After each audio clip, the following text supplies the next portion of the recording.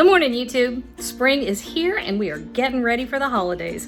All right, let's put together a ham, but we're gonna do a super delicious, ultra easy apple cider glazed ham that will knock your socks off. You're gonna like this one, promise. All right, let's cook, y'all. We got a family to feed. All right, it's time to talk about some ham, okay?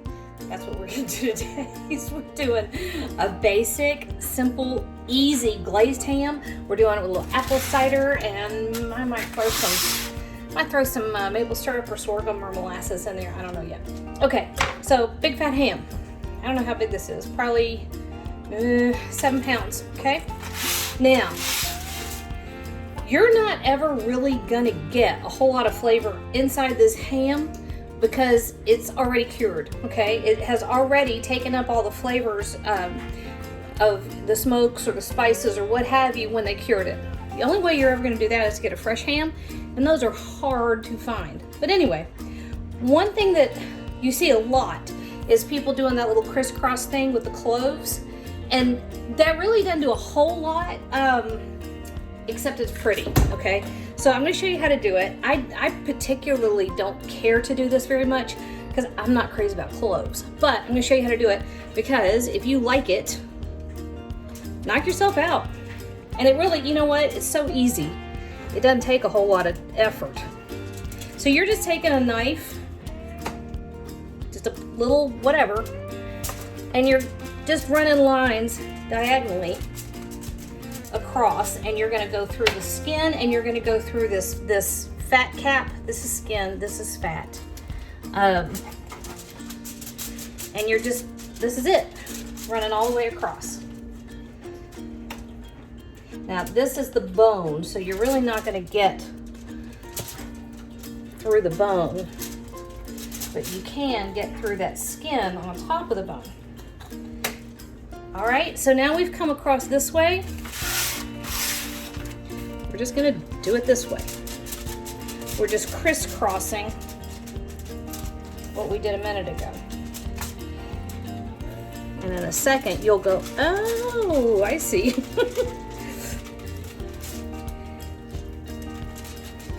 You know what I have not had in, well, since my grandmother.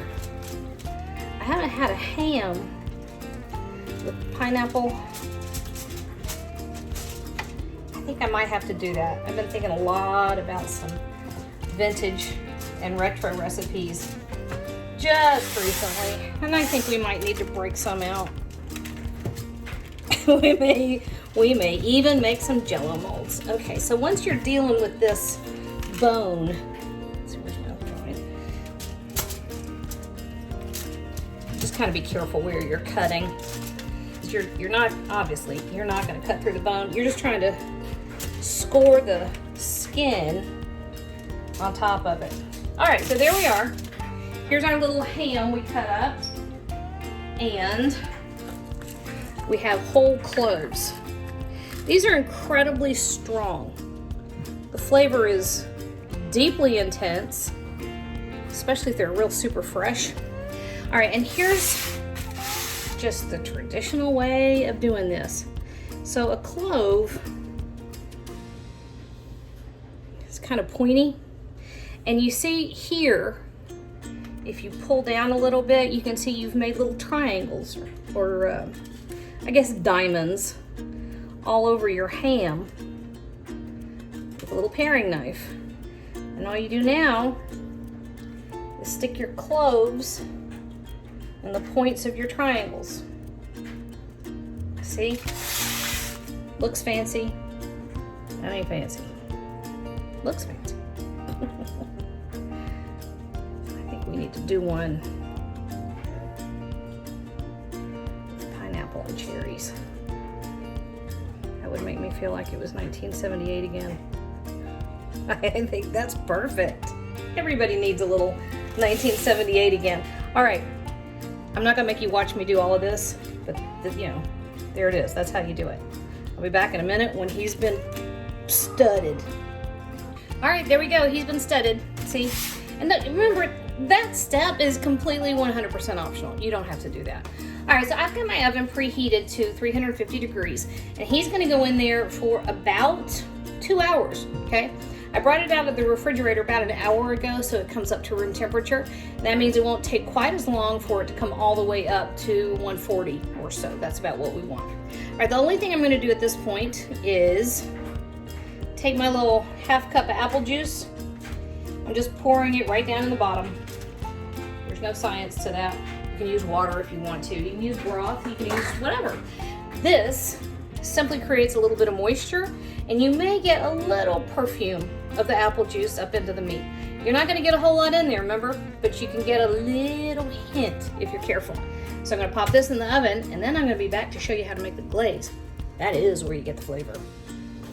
All right, let me get this close enough for y'all to see. You saw that apple juice we started with. I'd say it's been 15-20 minutes, and it's reduced down that much.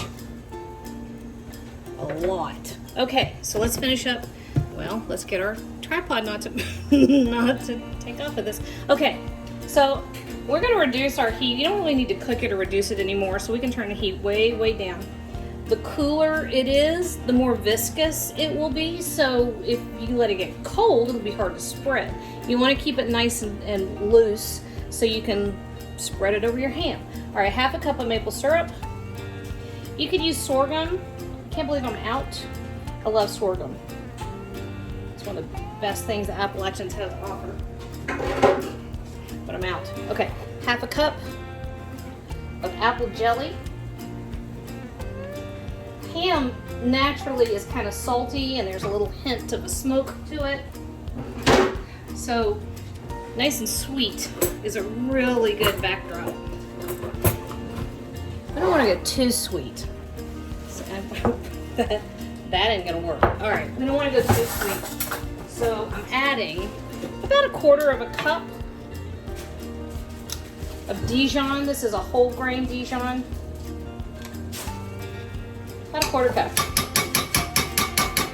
I think, hi. Here comes Boo. I think Dijon ought to be on everything. Okie dokie. So, this is it. We're just stirring this together. I think y'all can see. Whoop! That was a little too much. Okay. I know, it's a crazy setup. I gotta fix my lights. Anyway, this is it, okay? We're just gonna stir this and let it sit on warm heat until our ham is ready. That's it.